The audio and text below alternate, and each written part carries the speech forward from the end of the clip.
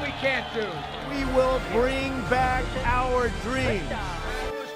Xin chào các bạn, chỉ còn vài ngày nữa là đến ngày bầu cử chính thức của cuộc đua tổng thống 2020 và hai ứng viên hiện tại đang đua nhau rất là xích sao, từ cử tri cho đến là những cái vấn đề khác. Thì để biết rõ hơn về cái không khí những cái ngày này thì chúng ta sẽ cùng kết nối với lại Jesse Harmon, là phóng viên của Zing News tại California. Xin chào Jesse. So it's the end of October now, and have we seen any October surprise as shocking as Comey's announcement in 2016? Yeah, so at the very beginning of October, what we thought would be the October surprise was the New York Times finally got a hold of President Trump's tax returns, and it showed that he basically pays no taxes. So a lot of folks thought, okay, here it is, here's the October surprise. But later that week, it was announced that he had contracted the coronavirus. So then everybody thought that was the October surprise. And now that we're at the very end of October, I'm not even sure people remember those things happening. No one's talking about the fact that he had coronavirus anymore. The most recent thing was in September, the death of Supreme Court Justice Ruth Bader Ginsburg. And so last week, her replacement was nominated, and this week she was seated on the court, Amy Coney Barrett.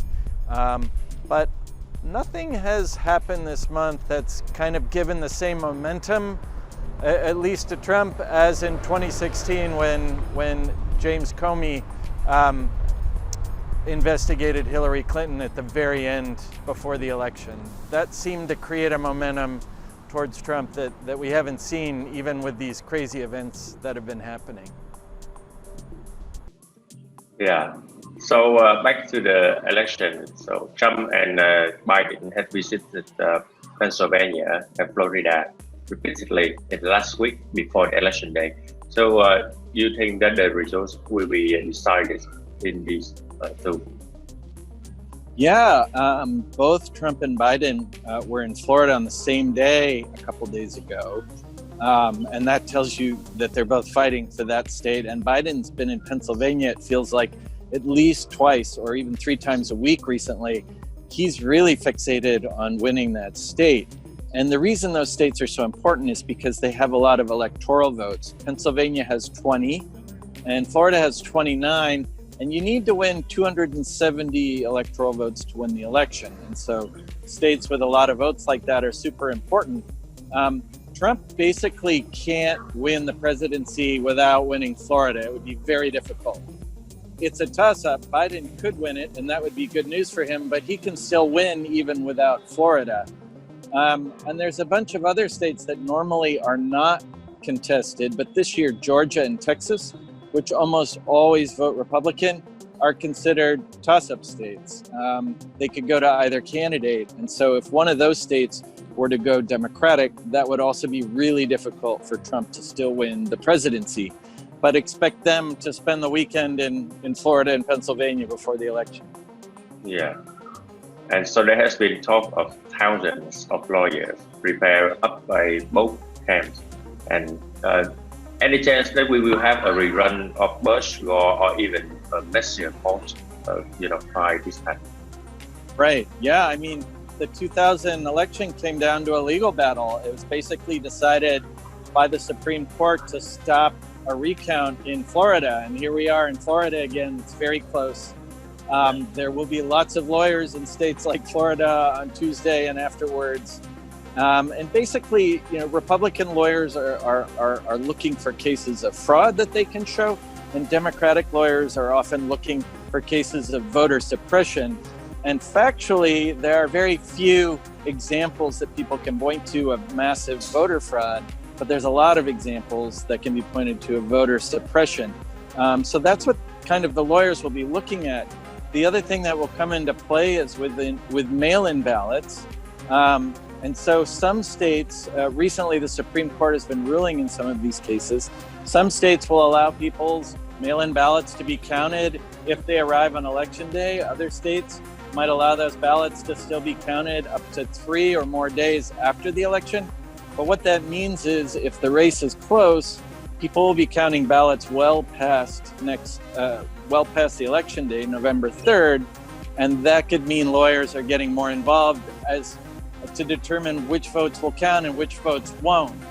The Bush-Gore election wasn't decided for 3 weeks after the election. And so the longer we get from the actual election day without a decision, the more legal precedents can be investigated and taken. And, who knows how long it'll take. Yeah. Okay. Thank you, Jesse. Yeah, good to talk to you, Fed. Only a good vice president. There's nothing we can't do. We will bring back our dreams. Reporting for Zing News, I'm Jesse Hardman in California, USA. It's November 2nd, 2020, Sincho Kaban. It was a busy weekend for President Donald Trump and his challenger Joe Biden. With only a few days to go before the actual election, there's a lot to take from where the two candidates are choosing to spend their time before November 3rd.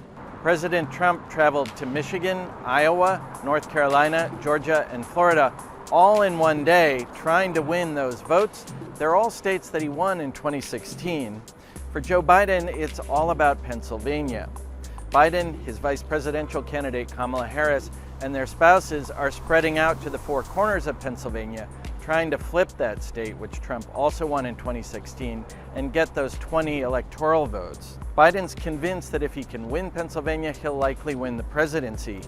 And some of the latest national polls seem to agree with him. They've got him 6 points up in Pennsylvania and 3 points up in Florida, both states that Trump likely needs to win if he wants a second term. Almost 90 million Americans have already voted in this election, and in Texas, more people have voted, around 9 million, than voted in the entire 2016 election. Stories of people waiting in long lines to early vote, and people driving for hours to get back to their home states to cast ballots because they're afraid their mail-in ballots won't make it back in time, are getting pretty rampant. So far, that shows an advantage in terms of turnout for Democrats, but President Trump is counting on same-day voters, people coming out to the polls on November 3rd to boost his numbers, in part because he's consistently threatened the idea of mail-in ballots, saying that they're very questionable in terms of fraud. Trump's continued to downplay the coronavirus in some of his campaign stops. It's something that's wreaking havoc in a lot of the states he needs to win.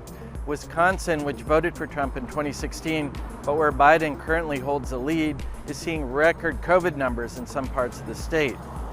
Trump said that at one of his rallies, doctors are inflating coronavirus death numbers for financial gain, a comment many medical professionals disagree with and took an issue with. They say it's not true. He also stated at a rally in Michigan, which is the hub of the auto industry in the United States, that he's brought back jobs to car factories.